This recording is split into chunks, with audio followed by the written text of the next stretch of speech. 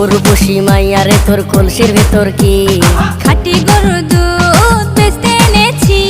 দে না একটু খাই, দামটা আগে চাই, আর দে না একটু খাই।